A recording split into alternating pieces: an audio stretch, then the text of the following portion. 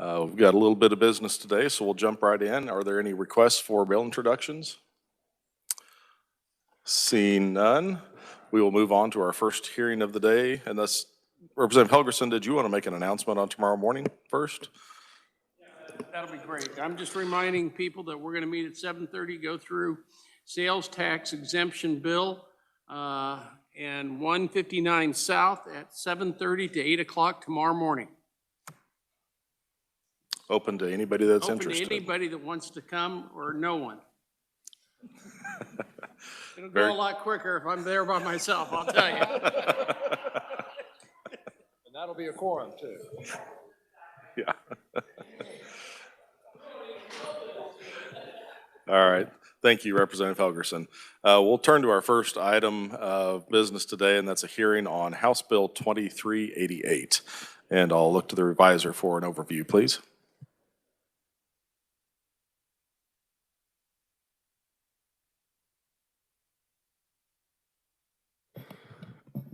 Thank you, Mr. Chairman. House Bill 2388 would provide for a sales tax exemption of all sales of tangible personal property purchased by the Friends of Cedar Crest Association for the purpose of providing for the preservation, restoration, and enhancement of Cedar Crest and encouraging awareness of and contribution to the historic and cultural importances of Cedar Crest.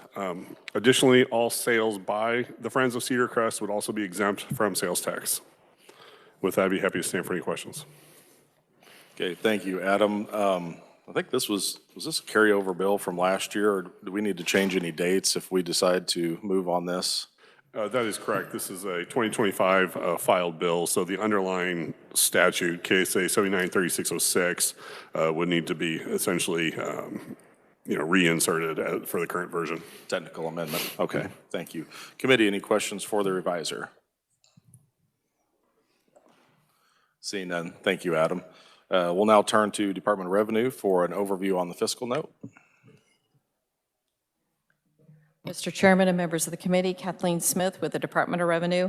Last year, when we reached out to the organization, we did provide an estimate for House Bill 2388 that it would reduce state revenues by approximately $3,500, and that would have been in fiscal year 2026. That would equate to $2,900 to the state general fund and $600 to the state highway fund.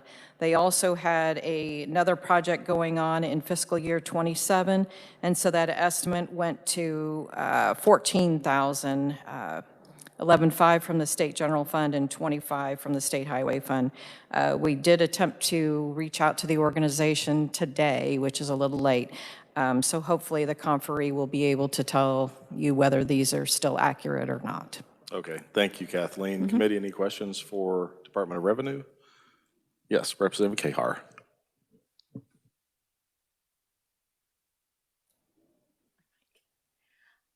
Is the property not owned by the government? Pardon me?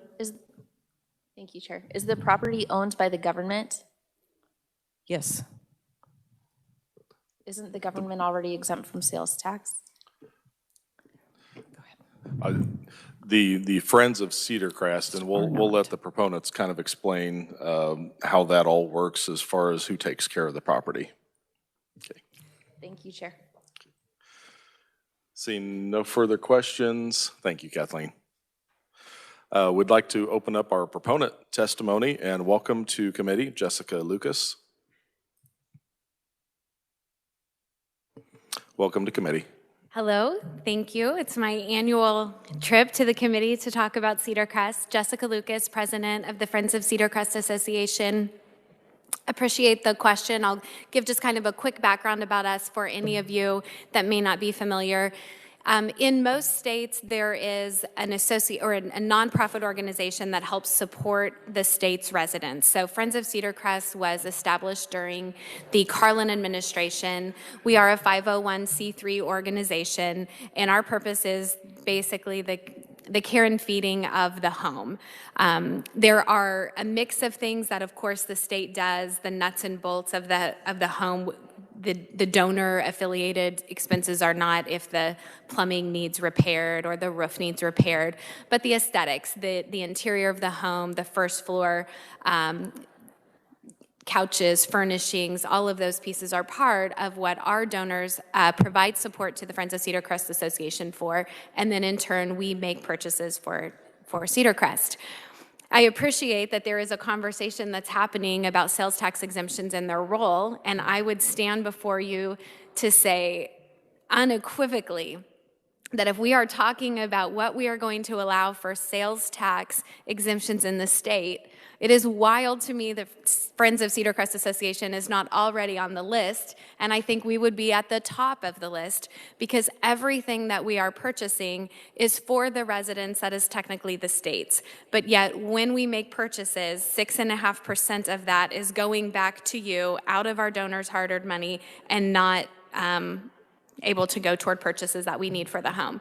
So I am here today to ask for your support of a sales tax exemption for the organization, not just on the things that we purchase, but also that if we are selling things as part of our donor cultivation, that we don't have to charge sales tax on those items. Great example for you is that we have had a collectible ornament that has been difficult to navigate because as a volunteer-led only organization, if we sell those ornaments, we then have to go through all of the procedures with the Department of Revenue to return sales tax on those and to charge sales tax on those and then remit that to Department of Revenue. And it's just a lot for a volunteer-led organization that's not trying to be in the business of retail sales, just trying to provide ways for people to give money to help support the state's residents. So I will stop there and field any questions if anyone has anything. But one quick thing, Representative Smith, before I do, I also want to give a pitch as well that if we're doing this for Friends of Cedar Crest Association, our friends at the Eisenhower Foundation, the museum in Abilene, they also do not have a sales tax exemption. They're a little different than we are, but I think our federal museum for honoring our Kansas president and Cedar Crest are both deserving. So if you're doing this for Friends of Cedar Crest, I would also encourage you to consider doing that for them as well. And I will stand for questions. Thank you. Do you know, since you've made that pitch, do they have a similar structure to where a certain entity is kind of responsible for the property and everything, and then the Eisenhower Foundation is more responsible for some of the, I guess you might call it discretionary expenses? Yes, they are also in the same boat that we are in that they're doing a major remodel, so they'll be spending quite a bit of money here in the next couple of years. While we're not doing a remodel at Cedar Crest, we are getting ready. We are going to have a new occupant at the home. Money is going to have to be spent. So we are getting ready as the association to spend more dollars than we typically would. So while I have been here many times asking for this, we're really at the deadline. I'm quite hopeful that we'll be able to get this to the finish line this year so that we can begin to spend dollars without giving back to you 6.5% every time we make a purchase for the governor's residents. Thank you. Committee, are there questions? Representative Sanders. Thank you, Mr. Chair.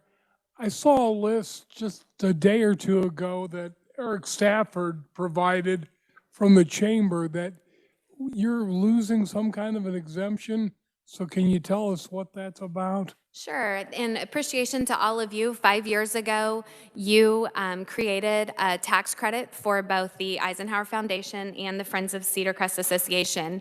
That tax credit was only good for 5 years. It expired on December 31st, 2025. So I cannot offer that as a tool to donors this year. I will be testifying tomorrow in Commerce for any of you that are on Commerce. My hope is that we will be successful as well in extending that.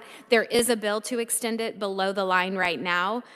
Perhaps someone that represents the Topeka area or the Abilene Salina area might want to encourage that bill to get above the line so we can move that forward. But yes, the sales tax exemption piece is an important piece of what we need to do for Cedar Crest. And the second thing is I would like to keep the tool of the tax credit. It's a 50% tax credit. So if you give $1,000, you get a $500 credit. It's non-refundable, it's non-transferable, it doesn't carry over. So it's been a great tool for us with our donors. I do think we're seeing some folks donate because that credit was available, and I don't know that they will be donating this year when we can no longer offer it. So if that doesn't get extended, do you have any idea how badly that'll hurt your fundraising efforts? It will definitely make an impact. I definitely have donors that gave to us only after that was available who very specifically make clear they want that acknowledgement each year they're turning in for that credit. So yes, I do anticipate we will lose some donors when we can't offer it. Thank you, Mr. Chairman. Representative Kahar. Thank you, Chair. If you had to choose between the tax credit and the sales tax exemption, which one would you choose?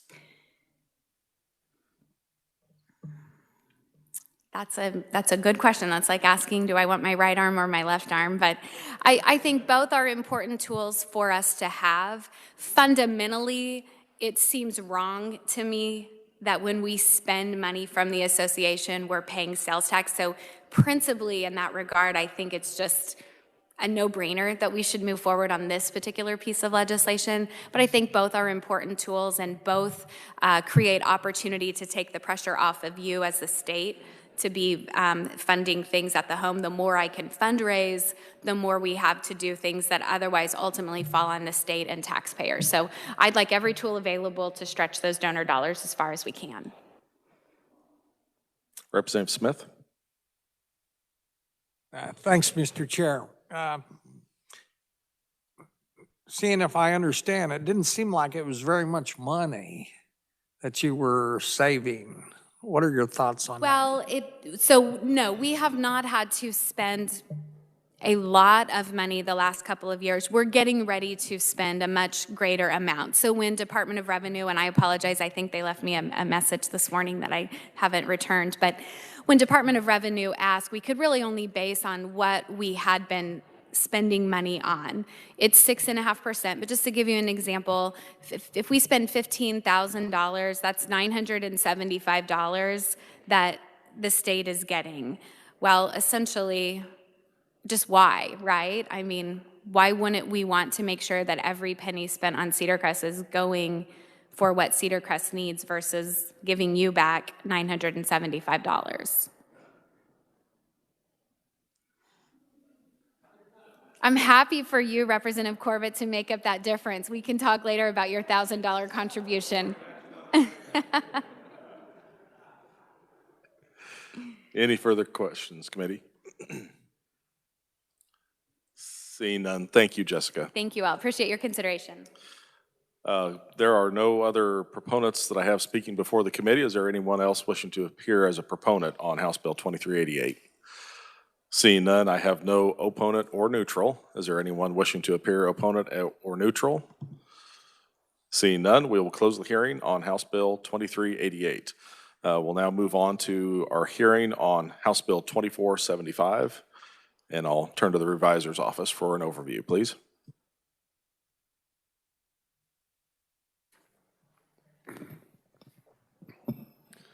Thank you, Mr. Chairman. House Bill 2475 would provide a sales tax exemption for all sales of personal property and services purchased by the organization Radical Life, Inc., which is an organization that is exempt from federal income taxation and established for the purpose of strengthening families and preventing foster care placements in and around Lyon County. And with that, I'd be happy to stand for any questions. Thank you. Committee, any questions? Seeing none, thank you again, Adam. I'll turn now to Department of Revenue for the fiscal note. And committee, if you notice in your packet, we had a transposition of numbers. So the fiscal note in the S drive is actually 2457. This is 2475. So we'll try to get that updated. But in case you're wondering why what Kathleen might be saying doesn't match what you're seeing on your screen. Thank you. Mr. Chairman, members of the committee, Kathleen Smith with the Department of Revenue.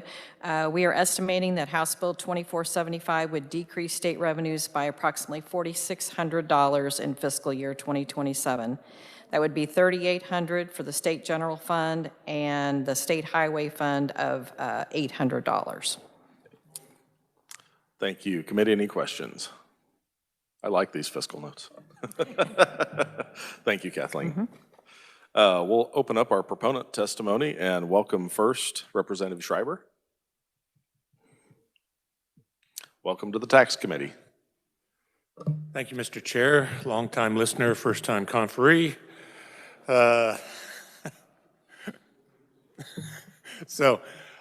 Thanks for having me here today and hearing this bill. Radical Life in Emporia, as the reviser described it, as a group that is designed to strengthen families and reduce or prevent foster care placements in and around Lyon County. About a year and a half ago, Lindsay Smith, the director of Radical Life, her and her husband invited me to one of their weekly dinners with their class, if you will. And I wasn't quite sure what to expect, but when I arrived, it was a lively group. And I was surprised that, like, our chief of police, our sheriff was there that evening, other business people, really engaged with their classes, trying to strengthen the families to ensure that they, are productive in our community and to reduce potential for foster care placement. So really the key folks that you want to listen to are Lindsay, and she brought up one of the class members, Vicki, and they'll probably be up next, but I'll answer any questions now if there are any. Okay. Thank you, Representative. Committee, are there any questions? Seeing none, thank you again for your testimony. Next, we'd welcome to committee Lindsay Smith.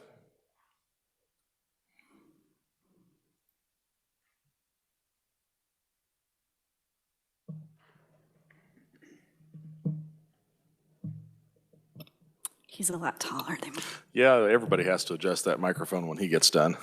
Okay. Good morning. Oh, good afternoon.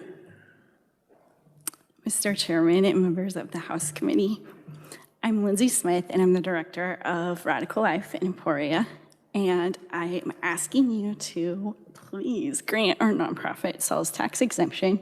I know that this is not a huge amount of money that we're seeking relief from, but when we are a small startup like us, it does make an impact in our budget. We were able to purchase a building on October 1st to expand our operations, and we moved in December 1st. Previously, my rent was $100 a month, and it included internet, phone, heat, electricity, water, trash, cleaning services, all the toilet paper under the sun.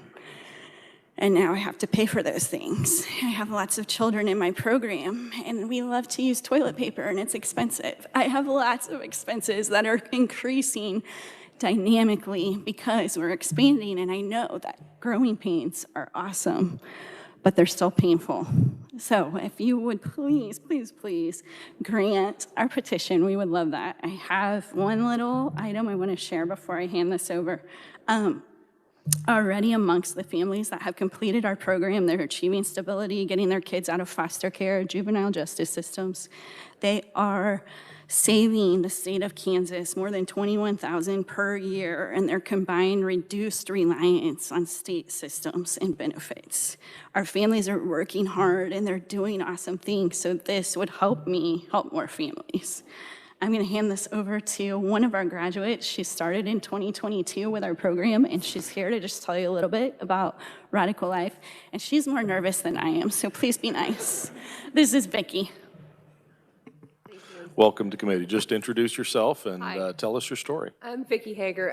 I could go on and on and on, honestly, about everything that I've learned and what has benefited me and my family from Radical Life.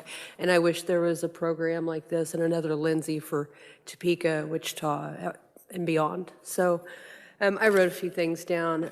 I think she's actually more nervous, but that's, it's debatable. So I'm a recovering addict of 4 years, and Radical Life has provided a place for me to engage in healthy activities that go beyond the support of my 12-step program. I'm getting old. I have to take these off so I can actually see what I wrote.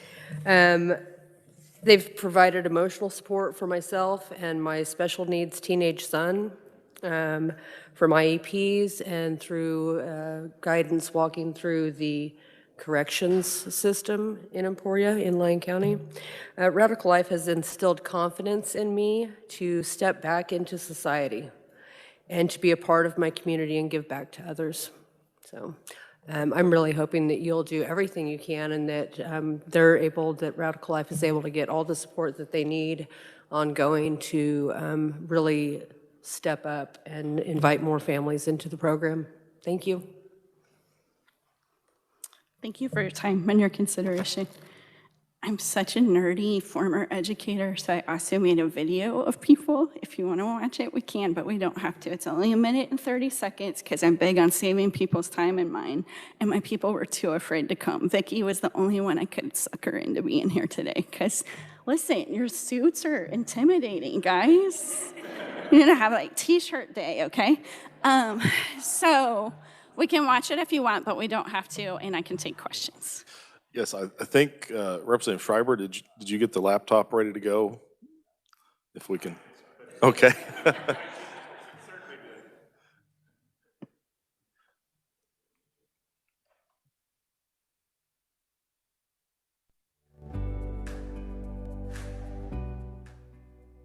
I've gotten better at managing my money and catching up on like back taxes for property taxes on my home, and just better about having more money in my bank account. I like the fellowship when we all sit down to eat together. There's a bunch of people around, everybody gets along, so you can sit with whoever you want and just have a conversation, with the people around you. I keep coming back to Radical Life on Mondays because it gets me and my kids out of the house. They get to play with other kids their age, and I get to learn more about budgeting more than I was in the first class, and it really is very helpful. Well, I keep coming to Radical Life for the food, then bringing my son. He loves coming, and it helps me keep up on my SMART goal. So I like coming here. It's like beneficial to me, and then it keeps me going,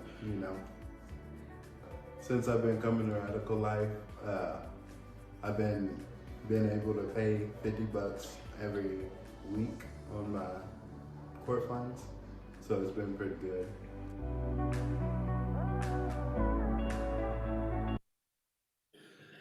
Okay, that's my nerdiness done. But I am a former special education teacher, so I know lots of people learn lots of different ways, and I need you to learn this. These are real Kansans that you are helping. That's who you're supposed to help. Please help us. Continue to help us, right? These aren't stock photos, real people, and your help today will impact us greatly. Thank you so much. Thank you. Committee, are there any questions? Representative Sanders and then Howerton. Thank you, Mr. Chairman. So I have a question about how did you come to develop the name Radical Life? What's the genesis of that? So because it's radical, we're cool. No, I was a former English teacher, so I should speak more formally, but words matter, right? And so we're different than any other organization around. Most of Lyon County most counties in Kansas, this is the Midwest, guys. We're a very giving, loving, generous place, right? And most of the resources are very helpful, but the help comes too late. So you call SOS after your boyfriend's beat you up, and you get a court-appointed special advocate after your kids have been removed from your care.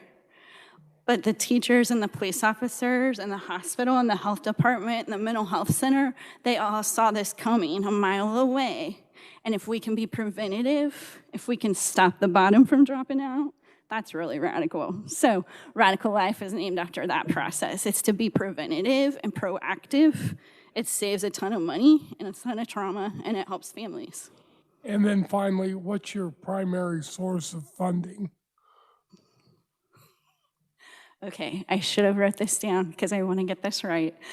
It's about 60-40 grants and private donors. And so we have a huge faith community in Emporia, around Lyon County. Churches fund us, business owners fund us. We have a really cool golf tournament on June 20th. If you're a golfer, I'm your girl, come see me.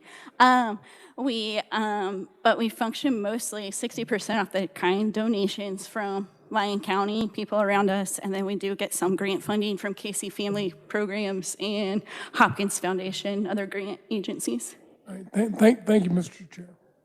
Representative Howerton. I'll try not to go too long. So you said you saved $21,000. That's per child, right? No, that is like the government assistance reduction. So that is over all of our families. 21,000 last year was saved because they're not relying on government assistance anymore. We're really focused on getting gainful employment.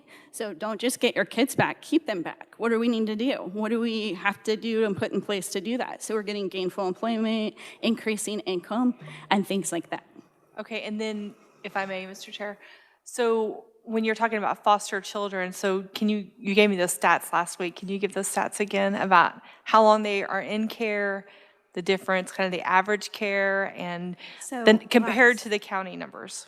So last year in one of the Child Welfare Committee hearings, it was reported out that the average kid, one child in foster care in Kansas, costs over $60,000 a year. And a child is not typically in care for just 12 months. A child is typically in care in Kansas for 17 to 22 months before we even decide if we're gonna put them back home. In my program, we're seeing kids get back in the home within 15 weeks, and I did not misspeak, so make sure you paid attention. 15 weeks, I'm getting kids fully reintegrated back into their home in their parents' custody. That's unheard of. What my families are doing, not what I'm doing, what my families are doing is amazing. And it's because, like Mark said, it's the community. They feel loved, they feel seen, they feel valued for the first time in their life. When you walk into a room like this and you have a felony charge and you're an addict and you're able to stand up here, did y'all know Vicki spoke at the governor's conference this year? She is a rock star. And she sponsors other people struggling with addiction. So it's not just, hey, come here and get something like people who get free Christmas gifts from the angel tree. This is get out there and ring the bell for other people too. We're not gonna climb a mountain and figure it out for ourselves.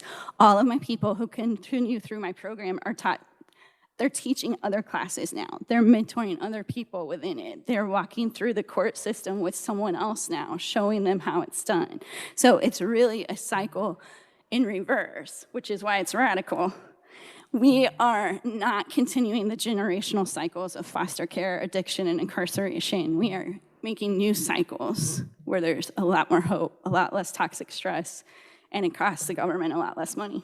And one last question, if I may. So how much debt have you paid off overall, and what kind of debt is that? And what do you do when they get in trouble? My families have paid off over $108,000 in debt to date. And that's just in the last 4 years they've done that. And I have not given them a dime because I'm kind of mean. I have 5 brothers and I have to be, okay? So if you ask me for money, I'm gonna laugh at you. I don't give you money. I work hard to raise that. You know how hard it is to write a grant? It is not fun.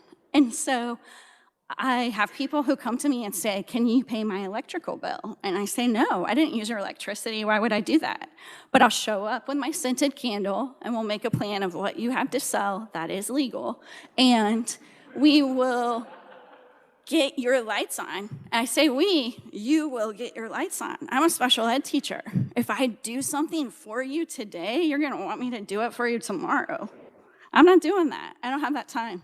My hair is turning gray from this job, okay? I don't have the manpower, I don't have the staff. I'm the only full-time person in my operation. So we teach the skills that are missing, and our families do the hard work. That $108,000 they've paid off is not houses or credit cards like you think of when you hear debt. It's court fines and fees, it's back taxes, it's child support, payday loans. I hate those guys. It is debt that's crushing my families that they have worked so hard to get out from under, and they're doing it. You're like setting me up with good questions. Sorry, I have long answers. Okay. If you can't tell, I'm very impressed with them. They've been in trouble for several times, and they are truly making a difference in their county. So thank you, Ms. Chair. And I would end with this. Come see us. If you don't believe it's working, be like Mark. Come see us. These are Kansas families, and I will feed you, and 9 out of 10 times that food is delicious, and once in a while it's dicey. I'll get you McDonald's after. But come see us. Come meet my families. Come meet the people you're helping. You should come meet the people you're helping. Representative Sawyer? Yeah, I just want clarification on the $21,000 you saved. That's the total amount you saved last year? And so that's in different aspects. So that looks like decreased child care assistance that they're getting from the state, decreased food stamps because they've made more money because we worked on integrity and trust. So they're showing up for work more and doing what they say they're gonna do, and they're earning enough to cover their own needs. That's what that looks like. Representative Wolf? Thank you, Mr. Chair. And it also means you're getting them back in 15 weeks. So it's not a 2-year amount of money that it could be. I really don't know how to quantify all I'm saving you. Guys, I'm doing a really good job, and I'm saving you a lot of money, though. Okay, you can take it to the bank. I got a data manager. He's working on a way to figure this out, but I'm saving you big bucks. And my other thing is, where did you come up with this idea? Where did this all come from? Is this just something that you came up with and started, or how did this happen? I was really mad. I was a foster parent. My husband and I were foster parents for 9 years, and the reason kids were coming to us was ridiculous. We had kids in our home because they had lice, because we had a super strain of bed bugs in Emporia, Kansas in 2018, and nobody could kill them. There were reasons. I will say this, and this is really important and it matters. There are kids who need to be removed from their home. There are unsafe situations, and I'm still a mandated reporter because my teaching license is valid still. Like, I will not advocate for a kid to go back in an unsafe place. Physical abuse, sexual abuse, drug use happens, and that's scary, and they need removed. But the kids that we work with typically, and what we saw high numbers of in Lyon County, was coded as neglect and abandonment, but it really looked like poverty.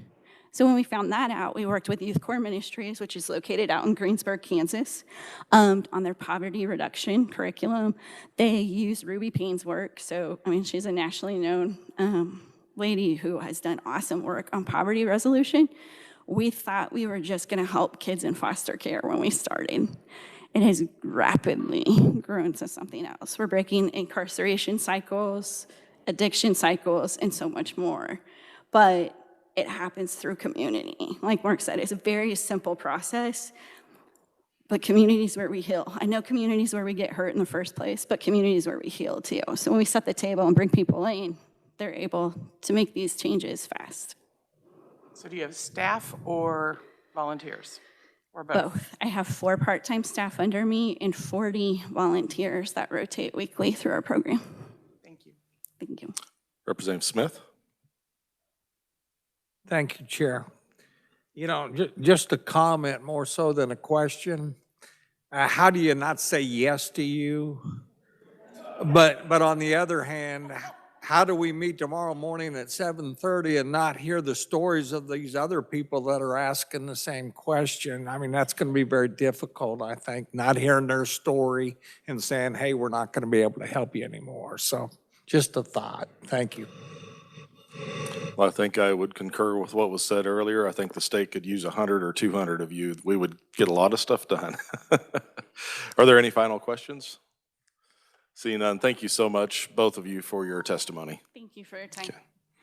Is there anyone else wishing to appear as a proponent on House Bill 2475? Seeing none, any opponent or neutral? I didn't think so. We'll go ahead and close the hearing on House Bill I dare you. We'll go ahead and close the hearing on House Bill 2475. We'll turn our attention next to House Bill 2077, and I'll turn to the reviser, please.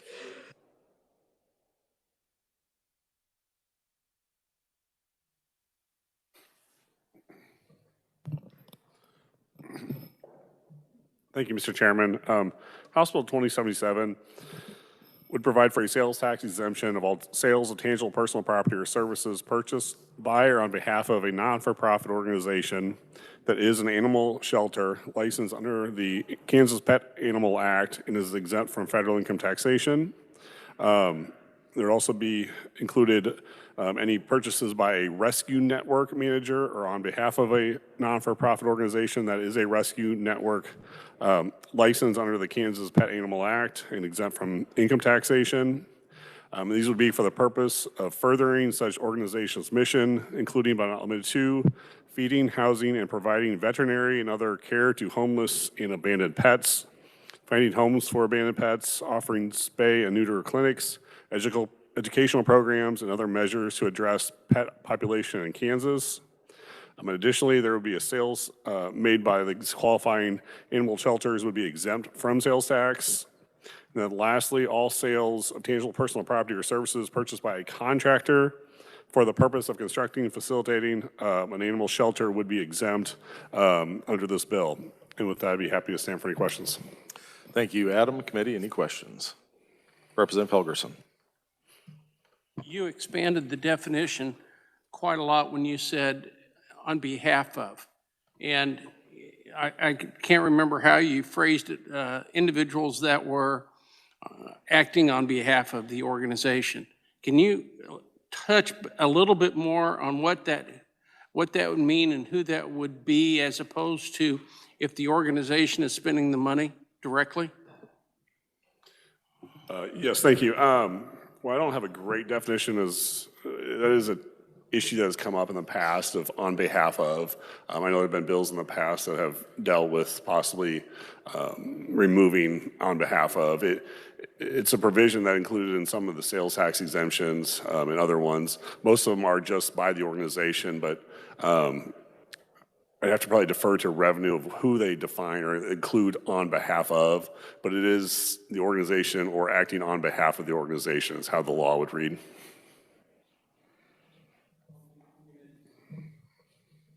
Just to follow up on that, so I, as a person, if I wanted to buy something on behalf of my local shelter, I would actually have to go to Department of Revenue and get the certificate in order to do that. I couldn't just use their certificate and make a purchase on that.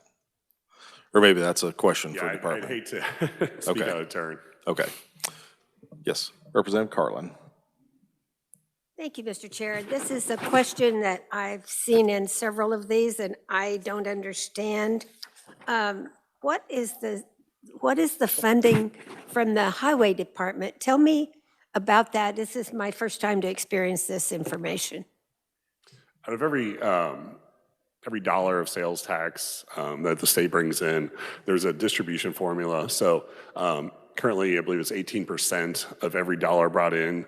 18% goes to the state highway fund.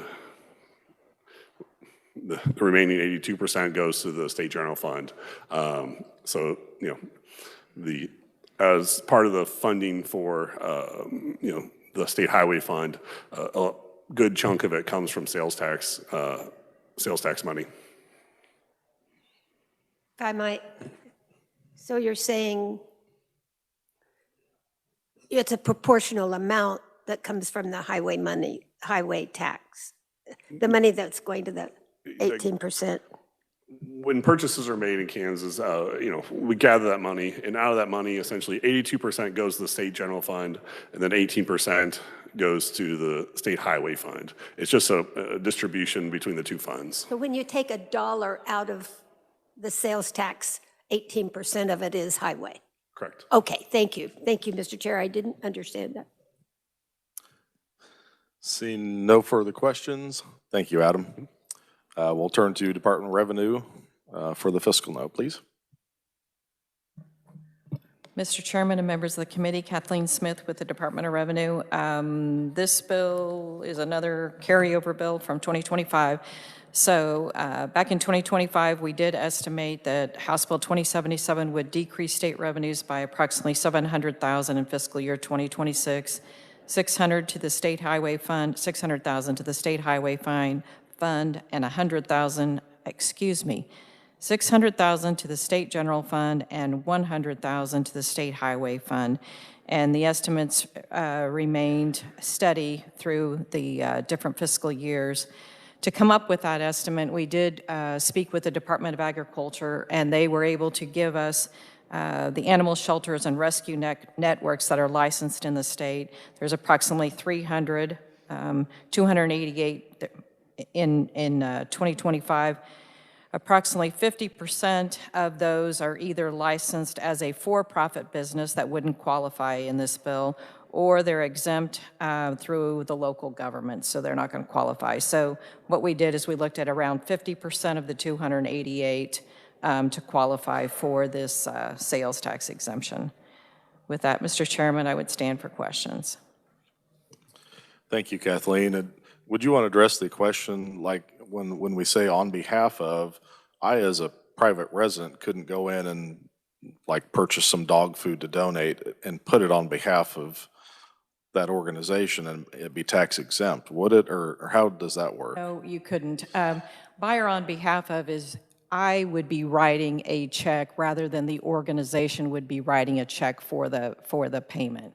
So if I went into, I'd have to have the exempt certificate with me, and I would pay for it rather than the named organization. So I am paying for it, I'm purchasing a buyer on behalf of that organization. Then the organization is going to reimburse me.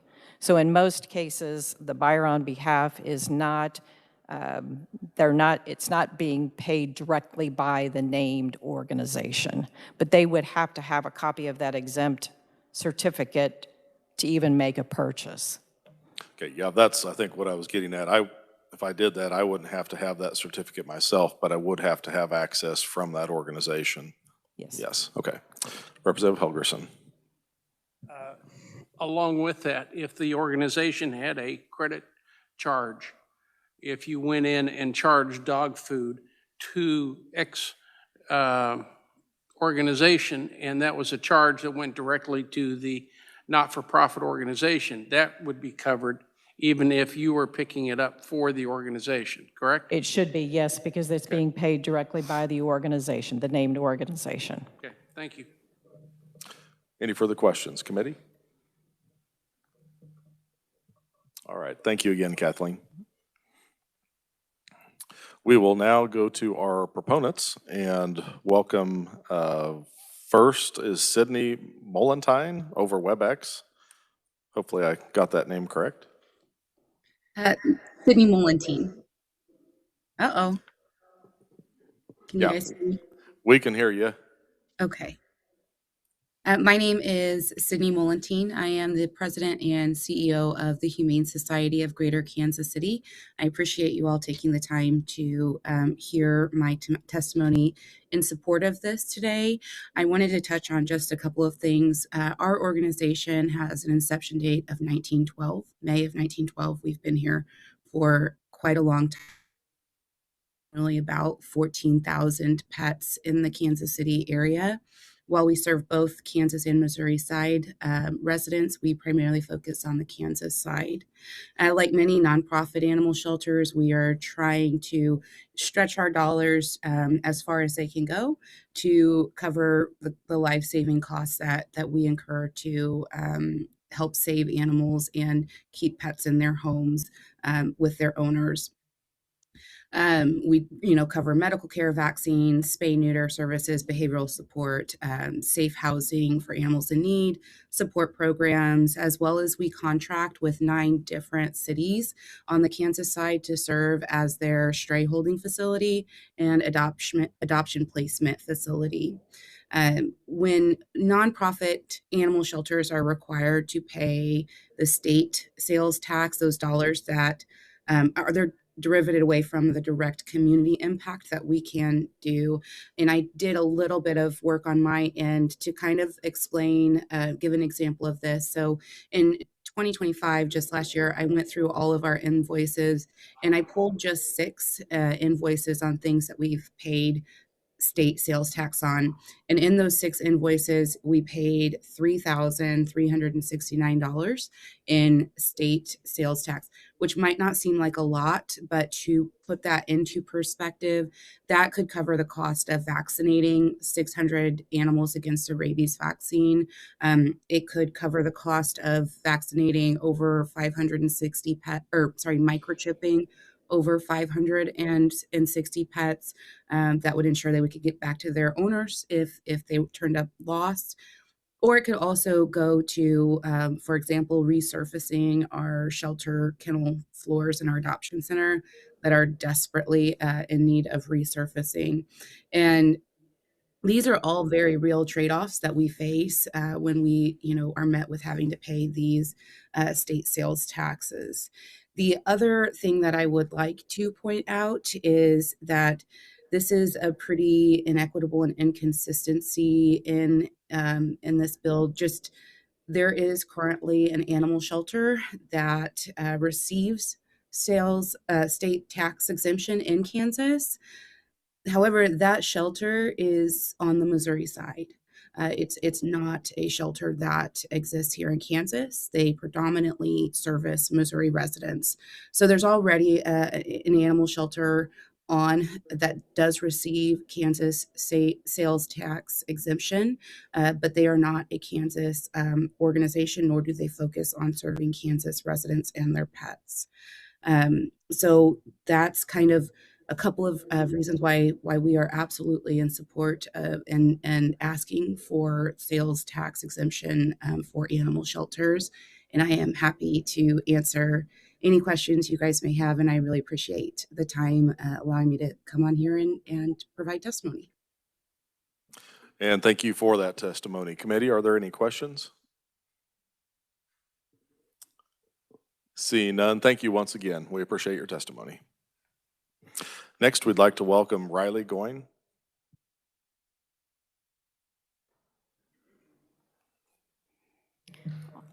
Thank you, Mr. Chairman and members of the committee. My name is Riley Goen, and I am here on behalf of Kansas Pet Advocates and over 550 Kansans who have signed on to support our testimony.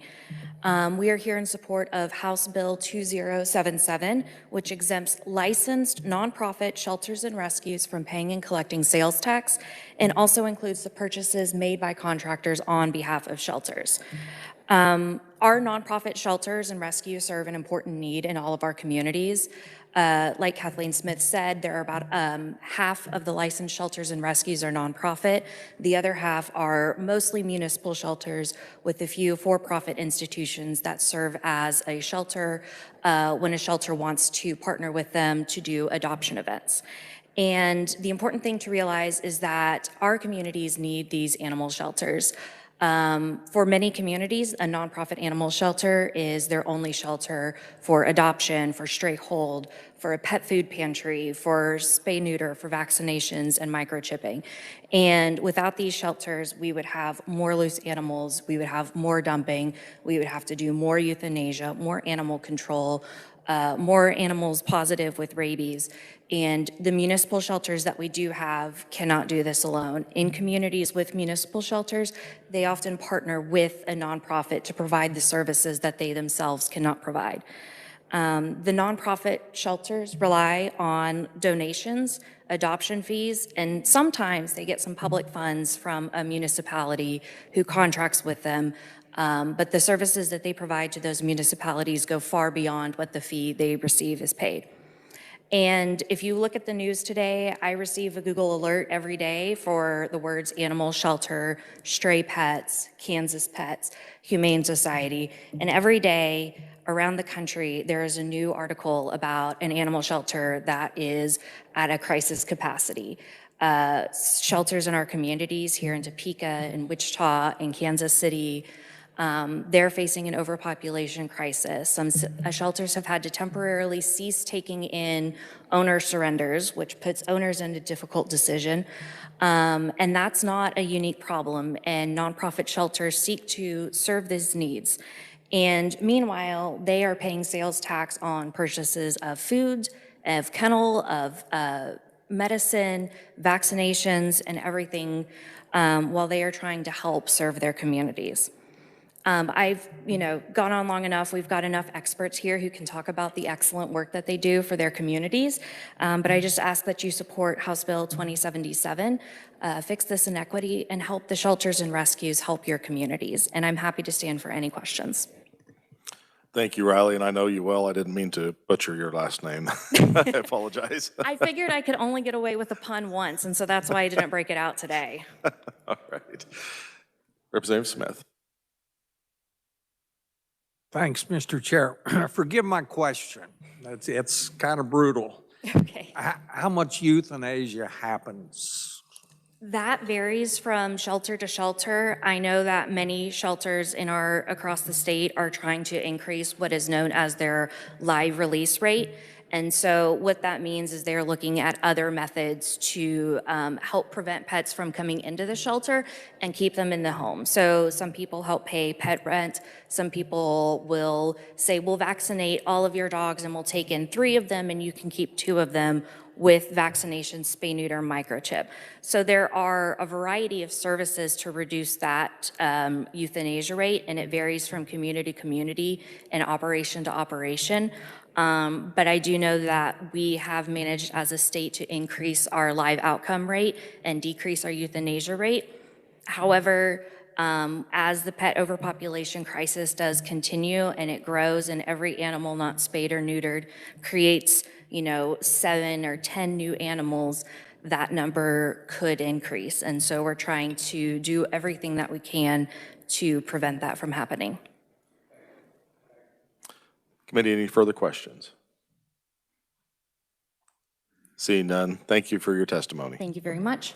Next, I'd like to welcome Jasmine Kyle.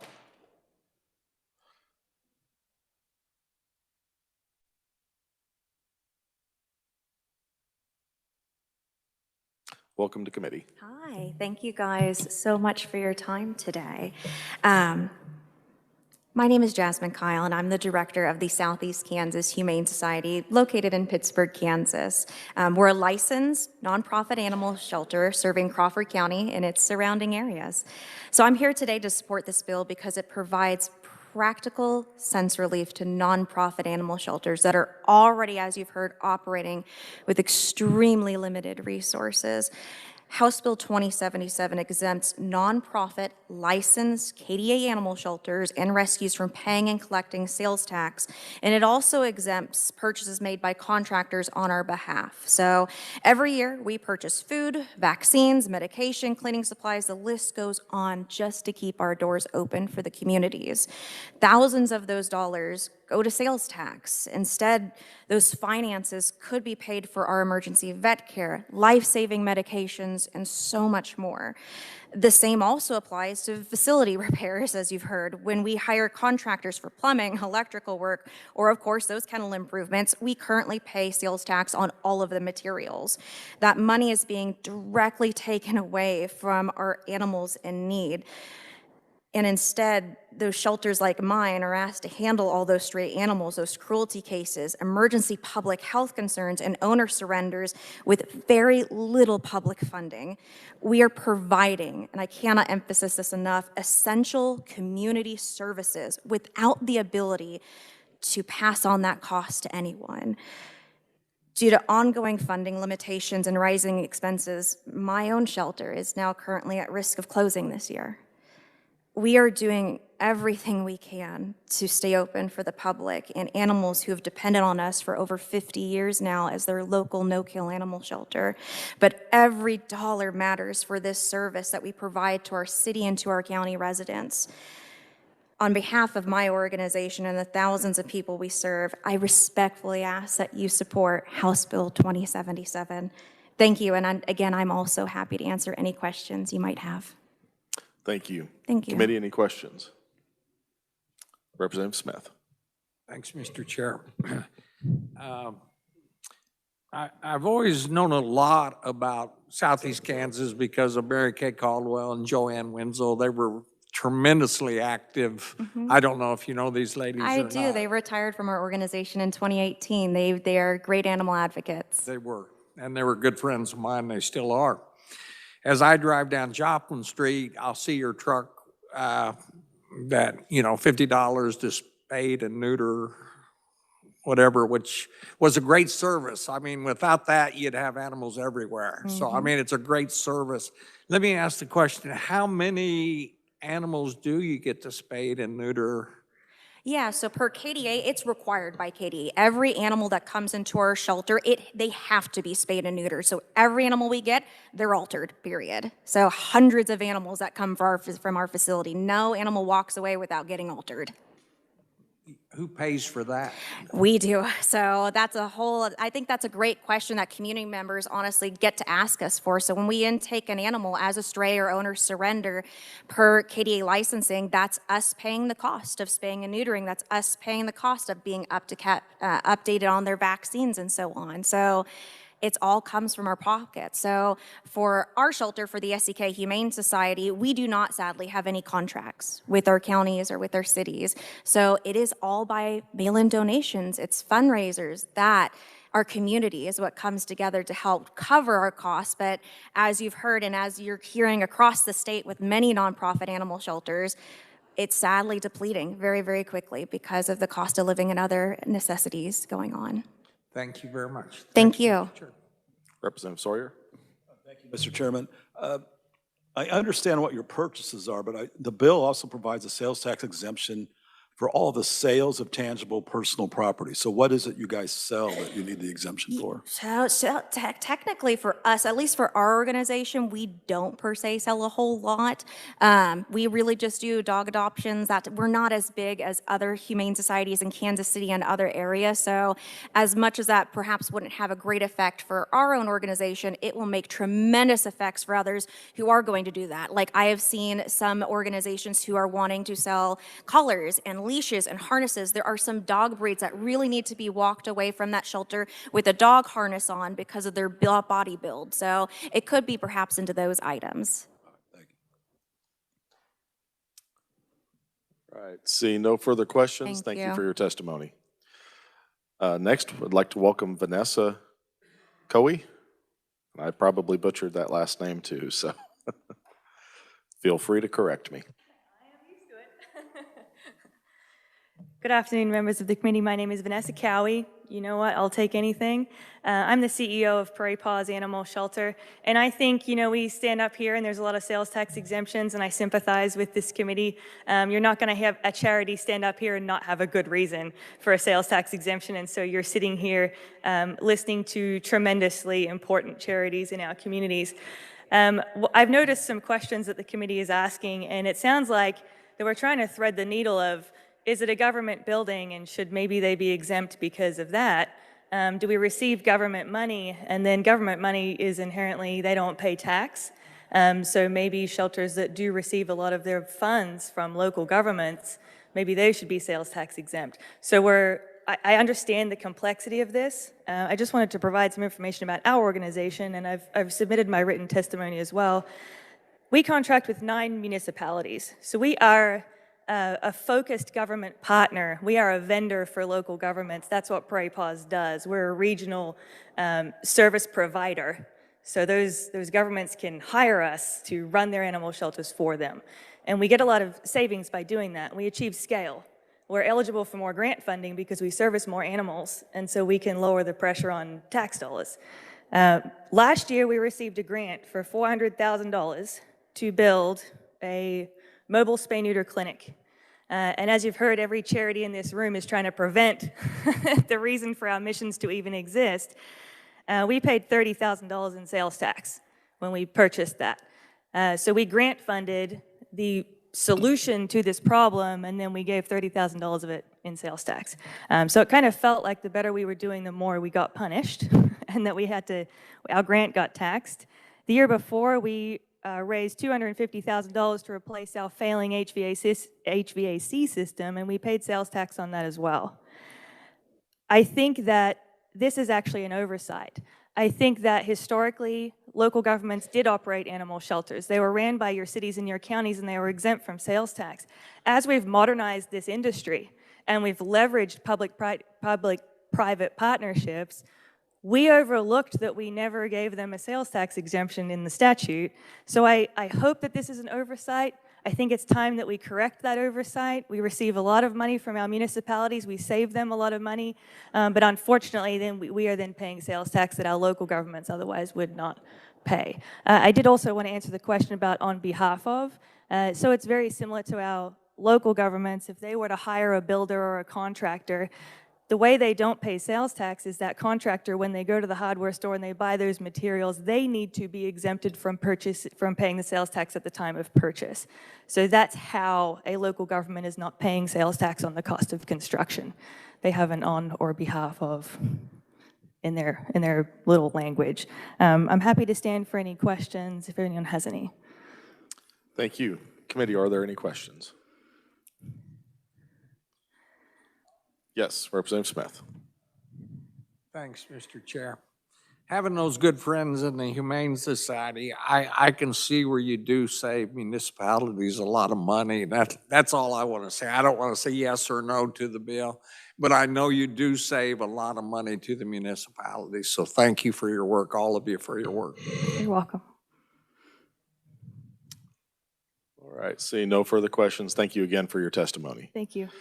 Next, I'd like to welcome Danielle Husted.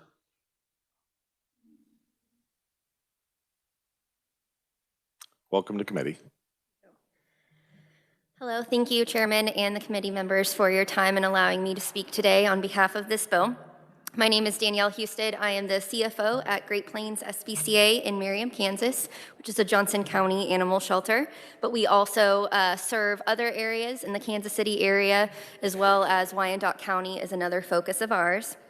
And so I'm speaking today in support of exempting nonprofit animal shelters for sales tax so we can continue to provide and expand our critical services. And when I say critical, I mean they are vital to public health and public safety. And if we did not continue to do the services that we provide, it would be a huge strain on our local governments and our community resources. So I really encourage you to please consider this. So like apparently 9 is the special number, we also contract with 9 other municipalities in the area, both Johnson County and Wyandotte County. And those contracts are primarily focused on stray animals. But as you can imagine, there's more need in the animal welfare community than just stray animals. 40% of our animals that come into our shelter are strays, but we only receive 4% of our funding from our city contracts and partners. That's a huge funding gap. And so to your point of us saving municipal dollars, that is very real for us. And then in addition, we took in over 1,000 surrenders in our area. If we didn't do that, where would those pets end up? Where would they go? What would our cities do? What would our communities do if we didn't take in those pets? And we are no different than any other animal shelter, nonprofit animal shelter in Kansas. In the years that I've been at Great Plains, we have dealt with overpopulation crisis, as previously mentioned. We're dealing with lack of adopter interest, increased costs, lack of accessibility to resources as well. And so we have done things in the last couple of years to expand our program. We have launched a new low-cost spay and neuter program, and it started in April of last year. And every month we release so many appointments. Those appointments fill up in 2 to 3 hours. And that's not free, spay and neuter, that's just low cost. So there is an obvious need that's not being met. In addition to that, we have seen a 75% increase in cruelty and neglect cases. 75%, and that was actually only in 1 year. And not only do those take a significant amount of resources, but also an emotional toll on our organization as well. Lastly, another example is that we have doubled the size of our animal behavior training department because pets that are coming into the shelter not only have more medical needs, but behavioral needs as well. So they may come in with certain behaviors that the owners can't handle, or maybe they're staying at our shelter for 30, 60, 90 days at a time. And so they also need additional attention and enrichment. So even with all of these investments that we have made, there's still a huge need in our community, and it's outpacing available resources. So every dollar that we pay in sales tax is directly reducing our ability to address these needs. And, you know, if there's only two things you get out of what I said today, organizations like ours, like nonprofit animal shelters, and the work that we do only exists because there is a need that's not being addressed. And so by granting us an exemption, not only are you supporting our mission and what we're doing, but you're also contributing to the role we play, and again, public health and public safety. So thank you on behalf of all the pets and people. Thank you for your time today. Does anyone have any questions? Thank you. And if you could get your written comments sent to our committee assistant, she'll get that distributed to to the rest of the committee. Any questions, committee? Seeing none, thank you for your testimony. That's all the proponents I show on behalf of 2077. Is there anyone else that was wishing to speak to the committee as a proponent?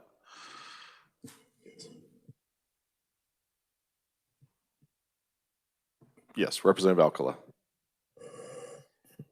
So I'd like to make a comment. I'd like for my colleagues to know that I do support these tax exemptions for these humane shelters. So I have 2 animals, and I've had animals for the last 40 years, and I've always got them from Topeka Humane Shelter. My last one I got was from the Baldwin Humane Shelter out by Lawrence, and it was just about a couple years ago, and I try to get the dogs that are a little older and big that some people don't want. My last one was a German Shepherd, and it was in a foster care house because the humane shelter was full.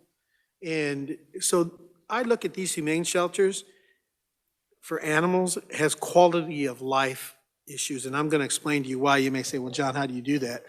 It's because I've run across a lot of seniors going door to door or just in general passing who have lost a spouse or a loved one, and they'll go to the humane shelter for little or no cost. Actually, there's a cost for adoption, but if you have the story right and you're elderly and you're looking for a companion, they won't charge you.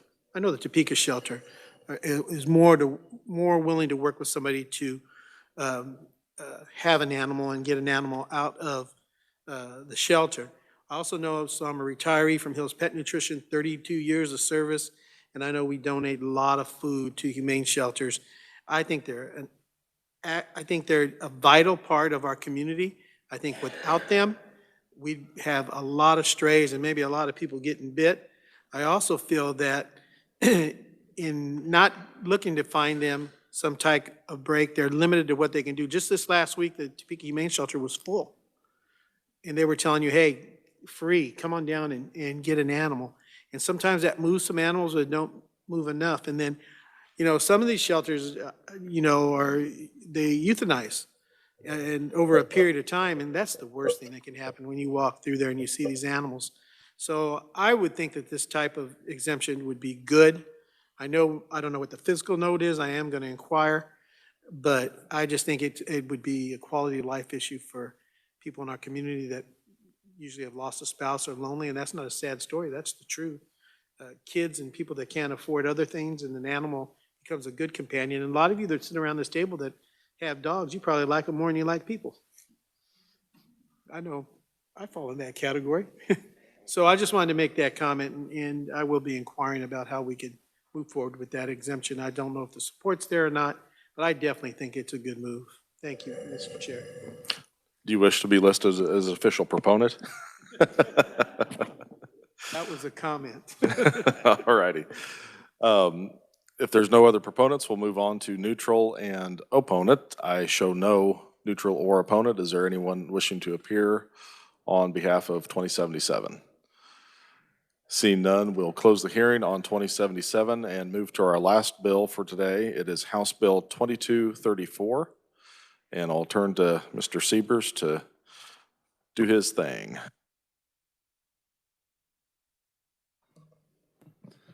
Thank you, Mr. Chairman. House Bill 2234 would provide for a sales tax exemption for all sales of tangible personal property or services purchased by Junction City Main Street, Inc., which is an organization exempt from federal income taxation for the purpose of seeking to make the designated downtown area an economic engine for the region and a location where friends and family can gather for shopping and socializing. And with that, I'd be happy to stand for any questions. Thank you, Adam. Committee, are there any questions? See none. Thank you again. One last time, Kathleen, would you like to address the fiscal note, please? Mr. Chairman and members of the committee, House Bill 2234 is a carryover from last year. We estimated at that time that it would decrease state revenues by approximately $6,500 in fiscal year 2026. $5,300 to the state general fund and $1,200 to the state highway fund. And we did reach out to this organization, and they said that this would be approximately correct at this time as well. Okay, thank you very much. Committee, any questions? Seeing none, thanks again. We'll go to our proponents now and welcome first to committee Terry Butler.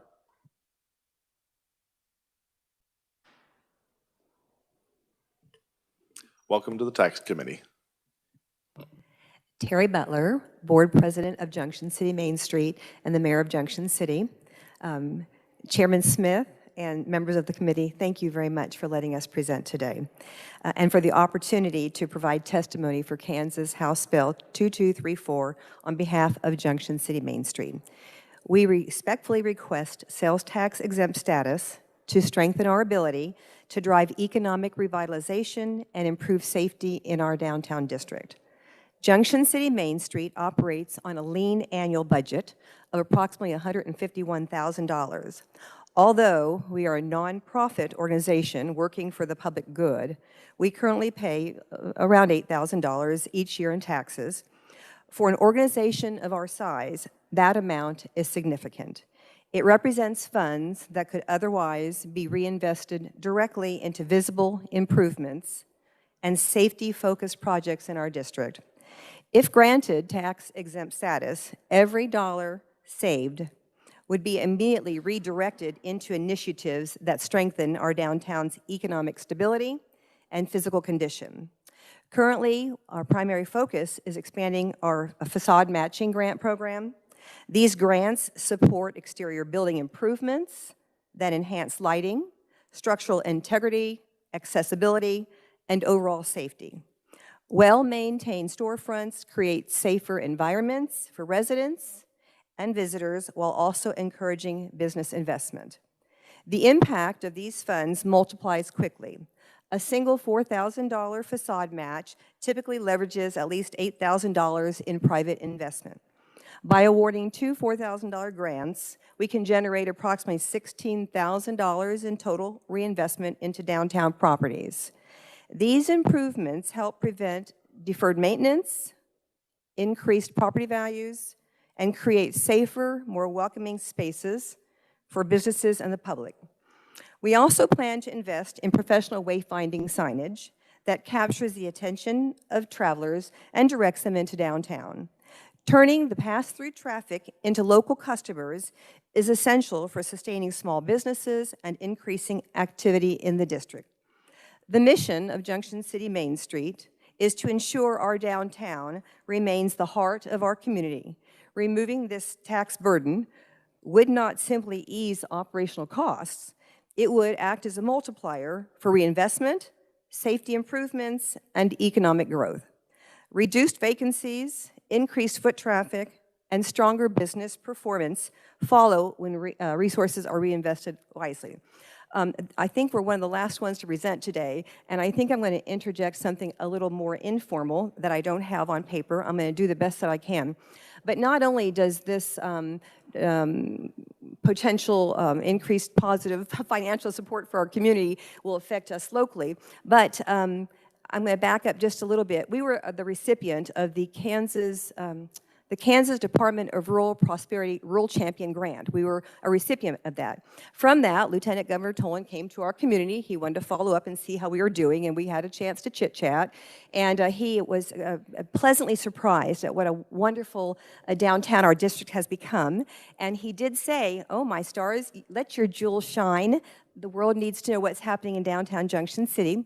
So in 2024, we applied for the Great American Main Street Award, and that is through Main Street America. About 3 communities out of about 1,600 across the nation are recipients.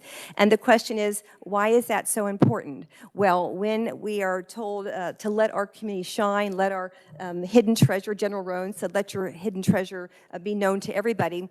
And so if should we win the Great American Main Street Award, we did not that year, and I'm going to add to that because I'm going somewhere with this. We did not win that year, but when I was researching it, they said it's not the award that's so important, it's what you do with the award. And so you use it as a catalyst to launch your community, and you let everybody know this is a great community, come visit.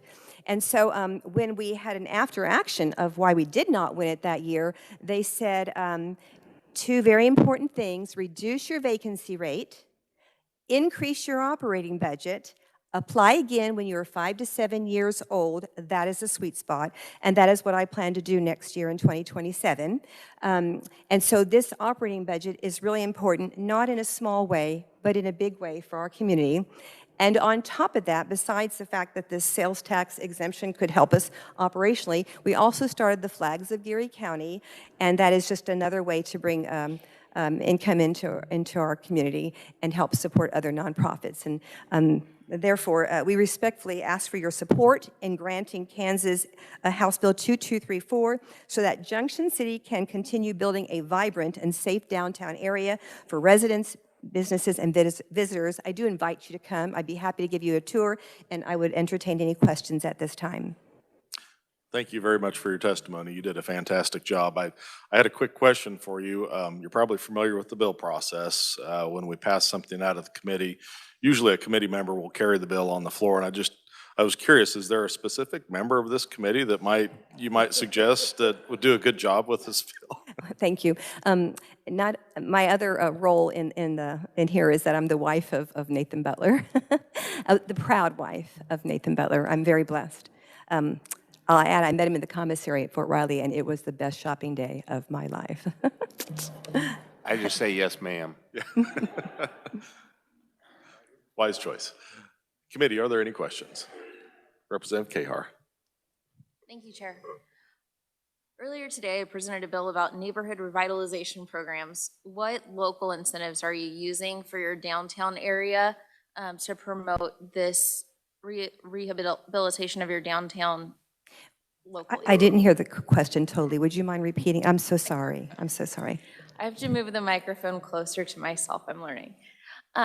So I presented a bill earlier today about neighborhood revitalization programs, which are available to, especially for smaller communities like yours. What opportunities are you using to incentivize locally before coming to the state for your downtown area? Thank you. So incentive opportunities, we are in Junction City, Erie County. I believe the NRP just passed. I believe it's now official, January 1 or just shortly thereafter. I will back up. So probably for the past 5 or 6 years, I've been on the ground floor for the Main Street organization.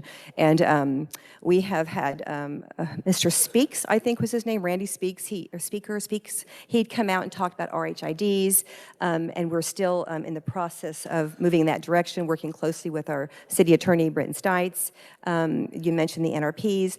We are, and I hope that I answer this question in the direction that you're going. We are a HEAL recipient, so Junction City Main Street was able to, whenever we receive information from Main Street America, from Kansas Main Street, we immediately dissipate that. And so we are a recipient of the HEAL grant at the new High Winds Brewing Company. We are now a recipient, that same High Winds Brewing Company is now a recipient of the ks.gov grant. If you back up a long time ago, and stop me if I'm not answering your question correctly, but a while ago when the whole thing first started, there was the Restaurant Revitalization Fund. And so immediately, that very moment, I was emailing, making phone calls, and even taking my computer into the restaurants and saying, fill this out, fill this out. Unbelievably so, in probably 4 days, I think that's how fast it was. I believe we brought $29,000 into our community. We work very closely with the Flint Hills Regional Council, and we work with them on, and again, I may be going on a tangent, and I can talk forever, but we work very closely with them on the EPA Brownsfield for phase 1s and phase 2, and I'll add to you also is we just found out, well, not just found out, RERC, Recreational Economy for Rural Communities. So our downtown revitalization is the heart and soul of our community. It is not just the 4 blocks from, there's so much more going on. So the recreational economy for rural communities, there were 10 pilot in 2020.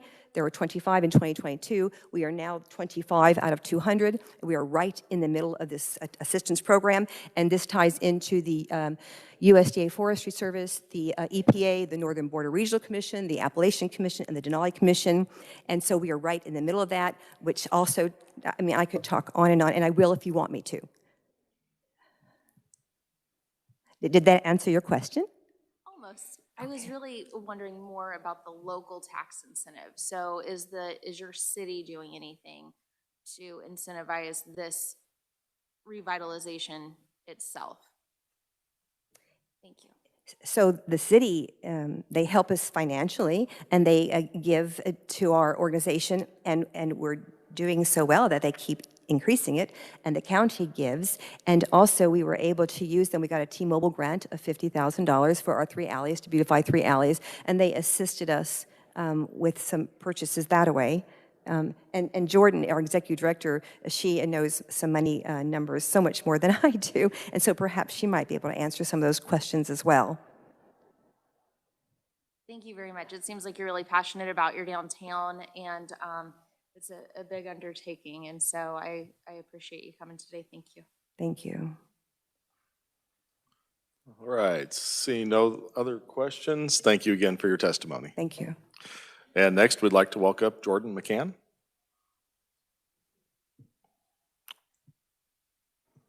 Welcome to committee. Good evening. My name is, Chairman Smith and members of the committee. My name is Jordan McCann, and I am the Executive Director of Junction City Main Street, located in Junction City, Kansas. Really quick to answer your question. So the NRP that we just established, I believe it is for the tax incentive, it's $30,000 for residential and $50,000 or $60,000 for commercial. And so when you're calculating that into a small business and a historic building, those numbers are just very hard to obtain. Whereas we found working with our small businesses and our historic buildings that they tend to do things in sections. So most of our business owners can only afford to put in about a 5, maybe 10,000 max a year into being able to update their buildings. And so to reach that incentive program is a little bit more difficult. Does that? Go ahead, Yes. Representative Kahar. That was helpful. Thank you very much. You're welcome. Sorry.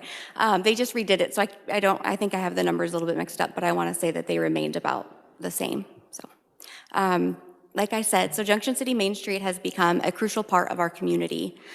We have revitalized a downtown in 4.5 years, bringing it from a desolate area to now a place that not only adults can come in for date night, but families can gather, where people feel safe walking around downtown.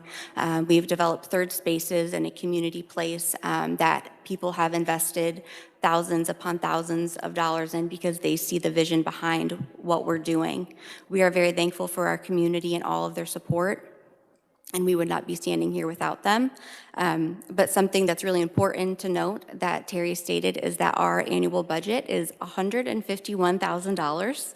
So that pays our rent, it covers our 2 employees that we have, me and one other, and some special projects. So all of the money that we raise and that we bring in outside of those items goes right back into our community, goes right back into our small businesses. And what's really important to note is that these buildings have been empty and sometimes vacant for 20 plus years. So the amount of work that it takes to be able to habitate one of these buildings and create a business costs thousands and thousands of dollars. There are historic tax credits that are available. They're due to some changes in SHPO, it is a little bit harder to access those now. We do work with a lot of grant programs to try and get funding that way, but even then, and when we are spending money through those grants, we're still paying that sales tax. So those grants are just not going as far as we would like them to. Does anybody, Terry covered a lot. So does anybody have any questions? Sure. Committee, any questions? Representative Butler. I'm going to ask one. Thank you, Jordan. Thank you, Mr. Chair, for that. I don't want, a few years ago, we brought some folks downtown, and so some of the legislators got to see downtown prior, as this was just all kicking off, and some of the changes now.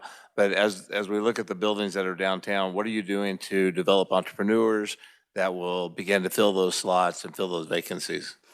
So we actually have 3 ways that we're developing entrepreneurs. One is through our Main Street Market. So we host a local farmers market May through September, and that is the opportunity for home-based businesses to be able to come out and sell their goods. And so that's an entrepreneur pipeline that we're able to access those entrepreneurs in hopes that one day they'll want to set up a brick and mortar. The other way is through a class that we have set up. It's called JCE 101, and that is Junction City Entrepreneurs, and that is to educate entrepreneurs that are interested and or in the very early stages of opening up a small business. And then our third way is through the Main Street America approach and economic vitality.